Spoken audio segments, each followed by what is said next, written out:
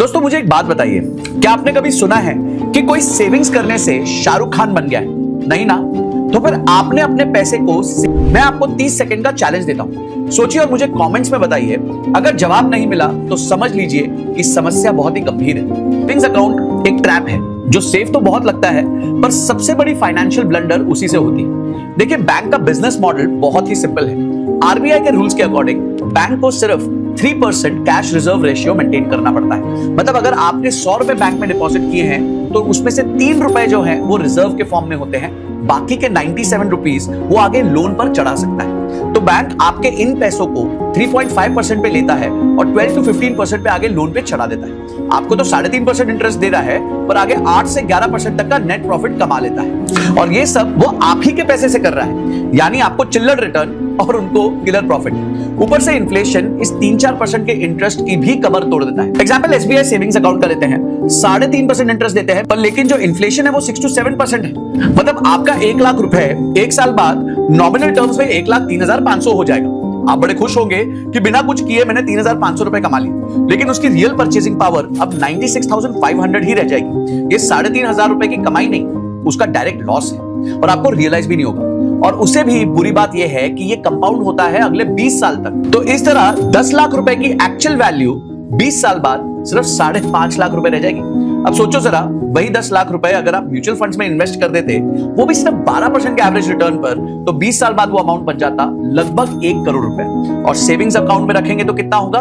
बस 19 लाख रुपीस, यानी करीबन 80 लाख रुपए का गैप। ये गैप कहां गया? सीधा बैंक्स की जेब में। और बैंक्स ना इसी पैसे को इन्वेस्टमेंट्स में घुमा घुमा के मैसिव प्रॉफिट्स बना लेता है। लेकिन दोस्तों यहां एक बात समझनी बहुत जरूरी है।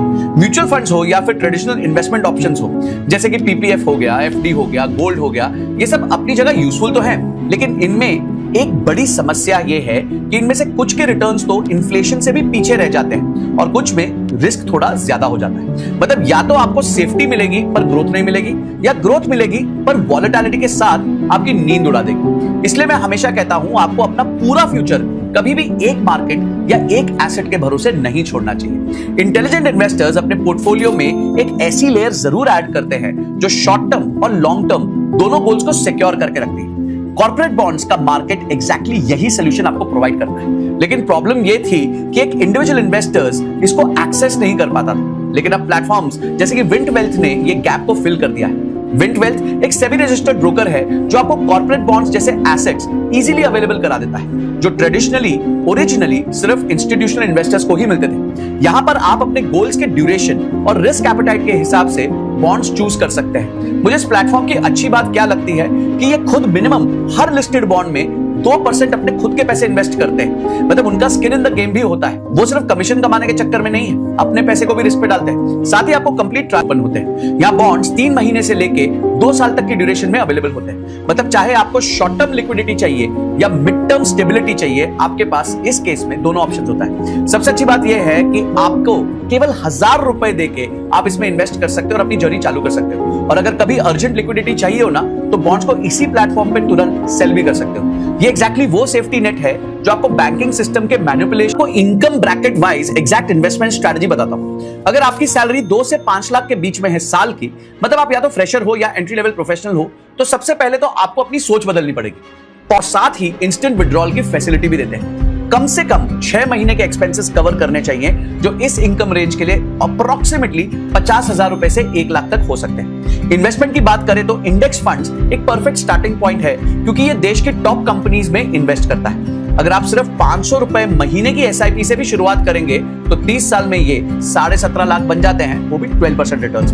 लेकिन असली मैजिक तब होता है जब आप सैलरी इंक्रीमेंट के साथ एसआईपी को भी हर साल 10% 20% बढ़ाते हैं, depending upon your salary hike. ये स्ट्रेटजी आपको 50 लाख से ज्यादा का कॉर्पस बना के दे सकती है। तो ये तो हो गई 2 से 5 लाख की बात। पर अगर है, क्योंकि वो फ्री मनी है जो आपको 8.25% कंपाउंडिंग के साथ ग्रो करता है, उस पर टैक्स भी नहीं लगता। इस स्टेज पर आपको अपने पोर्टफोलियो में इक्विटी और डेट का बैलेंस बनाना चाहिए। रफली 70 to 80% इक्विटी और 20 to 30% डेट या फिर गोल्ड। इक्विटी में लार्ज कैप, मिड कैप और इंटरनेशनल फंड्स का मिक्स रख सकते हैं। और सबसे इंपॉर्टेंट है कि आप अपनी इनकम का 15 से 20% इन्वेस्टिंग जरूर करिए। ये अग्रेसिव लग सकता है, लेकिन इसी ब्रैकेट में सबसे ज्यादा वेल्थ क्रिएट होती है। क्योंकि आपके खर्चे प्रोपोर्शनेटली कम होते हैं और आपकी इन्वेस्टमेंट कैपेसिटी हाई होती है। तो गाइस अब आते हैं वो लोगों पे जो 10 लाख रुपए से ज्यादा कमा रहे हैं हर साल। अब समझ लीजिए यहाँ पे असली वेल्थ मल्टीप्लिकेशन चालू हो गई। यहाँ पर सिर्फ सेविंग्स या बेसिक इन्वेस्टमेंट से अब काम नहीं चलेगा, बल्कि आपको अपनी फाइनेंशियल प्लानिंग को एक सोफिस्टिकेटेड लेवल तक लेके जाना पड़ेगा। आपको अपने पोर्टफोलियो में थोड़ा इंटरनेशनल एक्सपोजर भी ऐड करना पड़ेगा, स्पेशली यूएस मार्केट के थ्रू, क्योंकि वहां के टेक्नोलॉजी और innovation driven sectors long term में हाई ग्रोथ पोटेंशियल देते हैं। लेकिन ध्यान रखिए, सारा पैसा उठा के उसमें मत डाल देना। एलोकेशन, सेक्टोरल रोटेशन समझते हैं तो आपको सेक्टोरल रिटर्न तक ही रखिए। रियल एस्टेट के लिए डायरेक्ट प्रॉपर्टी इन्वेस्ट करना कभी कभी फीजिबल नहीं होता, इसलिए एक अमेजिंग प्रोडक्ट है रियल एस्टेट इन्वेस्टमेंट ट्रस्ट। ये एक स्मार्ट ऑप्शन है जहां आपको रेगुलर इनकम और प्रॉपर्टी मार्केट का एक्सपोजर दोनों मिल जाता है, वो भी बिना किसी झंझट के। इन्फ्लेशन से बचने के लिए आप गोल्ड के ईटीएफ को रिलायबल हेज बना सकते हैं। अपने पूरे पोर्टफोलियो में 5 से 10% उसको भी एलोकेट कर सकते हैं। इस ब्रैकेट का गोल्डन रूल ये है कि आप अपनी इनकम का कम से कम 25 to 30% हमेशा इन्वेस्ट करते रहेंगे। ये एलोकेशन अग्रेसिव लगेगा, लेकिन यही वो स्ट्रैटेजी है जो लॉन्ग टर्म में इन्फ्लेशन को बीट भी करेगी और आपके लिए रियल वेल्थ क्रिएट करेगी। और हाँ दोस्तों, एक और चीज जो हर इनकम ब्रैकेट के लिए बहुत कॉमन है, वो है अपने पोर्टफोलियो के लिए म्यूचुअल फंड्स में इन्वेस्ट करना। सिंपल रूल याद रखना, इंश्योरेंस प्रोटेक्शन के लिए है और इन्वेस्टमेंट ग्रोथ के लिए है।